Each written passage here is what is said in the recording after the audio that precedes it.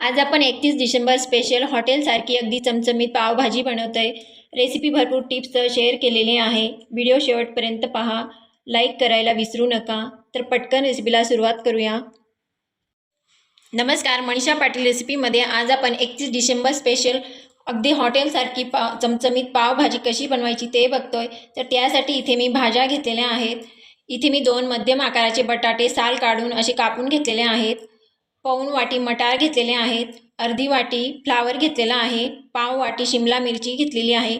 शिमला मिरचीचं प्रमाण इतर भाज्यांच्या तुलनेत कमीच घ्यायचं आहे। शिमला मिरची जास्त घेतली तर भाजीला थोडा कडवटपणा येतो।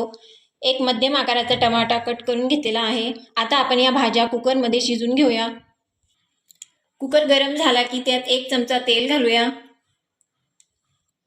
तेल गरम झालं की सगळ्यात आधी टमाटा घालूया।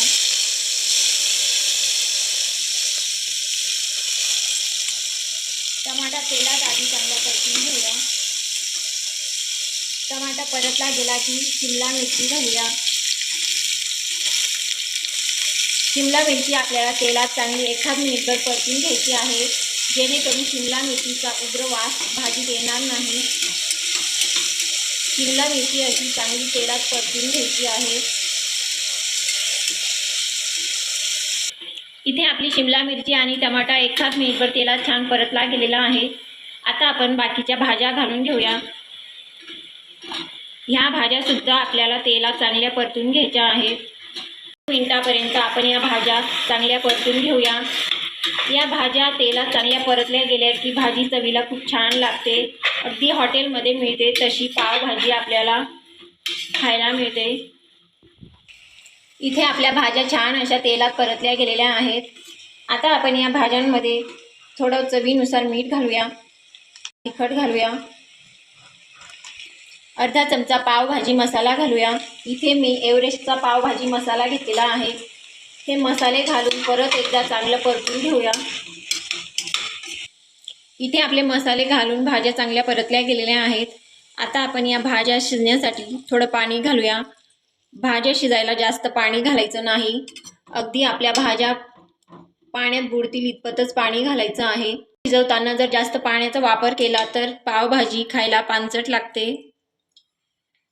तुम्ही बघू शकता, इथं मी जवळपास पाऊण ग्लासच पाण्याचा वापर केलेला आहे। कुकरचं झाकण लावून आपल्याला 3 शिट्ट्या करून घ्यायच्या आहेत।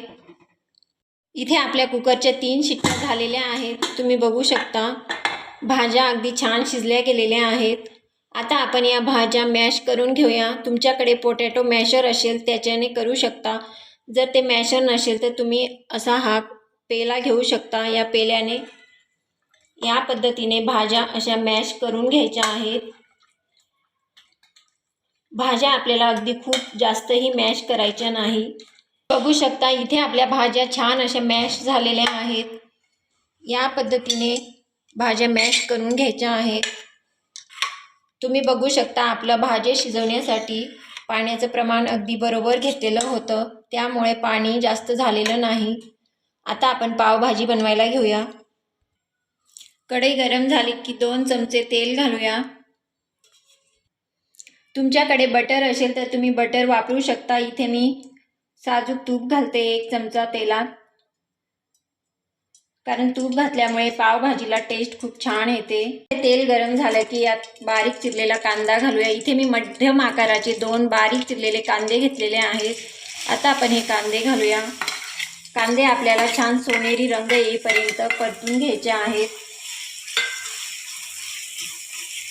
सुरुवातीला गॅस मिडियमच ठेवायचा आहे। इथे आपला कांदा छान सोनेरी रंगावर परतला गेलेला आहे। आता यात टोमॅटो घालूया। इथे मी मध्यम आकाराचा टमाटा बारीक कापून घेतला आहे। टमाटा आपल्याला आता छान मऊ होईपर्यंत परतून घ्यायचा आहे। इथे आपला टमाटा सुद्धा छान असा परतला गेलेला आहे।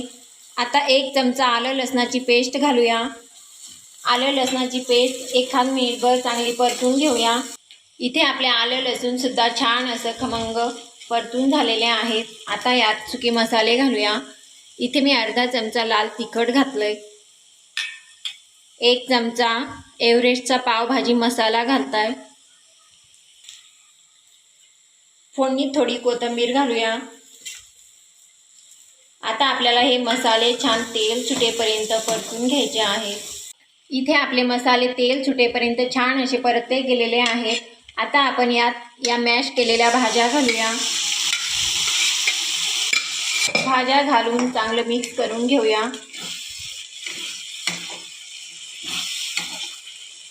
इथे आपल्याला थोडी पाण्याची गरज भासणार आहे. इथे आपली भाजी बऱ्याच प्रमाणात अशी घट्टसर दिसत आहे, म्हणून आपण यात गरम पाणी करून थोडं ॲड करतोय. पाणी अगदी जास्त प्रमाणात ॲड करायचं नाही, अगदी गरजेनुसारच ॲड करायचं. तुम्ही या भाजीची कन्सिस्टन्सी बघू शकता, या प्रमाणात असायला हवी. ही भाजी गार झाल्यावर अजून घट्ट होते. मी परत थोडंसं पाणी ॲड करते. आता चवीनुसार मीठ घालूया. मीठ आपण भाज्या शिजताना देखील घातलं होतं, म्हणून आता थोडं गरजेनुसारच मीठ घालायचं आहे. मीठ घालून आपल्याला ही भाजी एक 3 ते 4 मिनटं मिडियम गॅसवर छान अशी उकळी फोडून घ्यायची आहे. हिला वरून थोडी बारीक चिरलेली कोथिंबीर घालूया.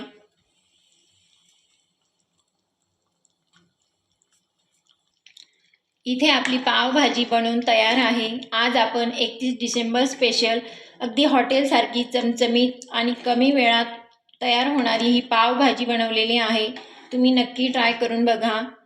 या भाजीची कन्सिस्टन्सी तुम्ही बघू शकता, या प्रमाणातच असायला हवी, कारण ही भाजी गार झाल्यावर अजून घट्ट होते.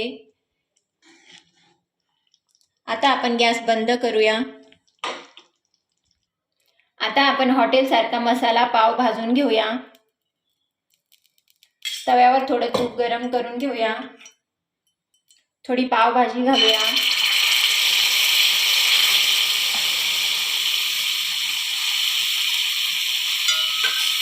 थोडी कोथिंबीर घालूया.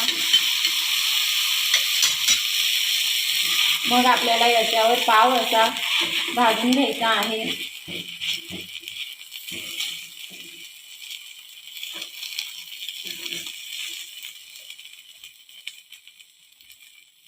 हॉटेलमध्ये अगदी याचप्रमाणे मसाला पाव तयार केला जातो.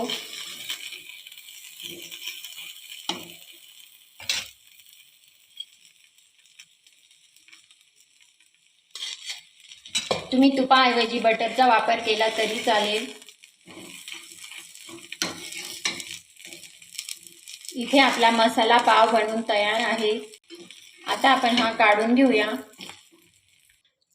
आता आपण पावभाजी सर्व करूया. इथे आपली अगदी हॉटेलसारखी चमचमीत अशी पावभाजी बनवून तयार आहे. रेसिपी आवडल्यास लाईक करा. तुमच्या मित्रमैत्रिणी आणि नातेवाईकांसोबत जास्तीत जास्त शेअर करा. पुन्हा भेटूया अशाच एका छानशा रेसिपीसोबत. धन्यवाद.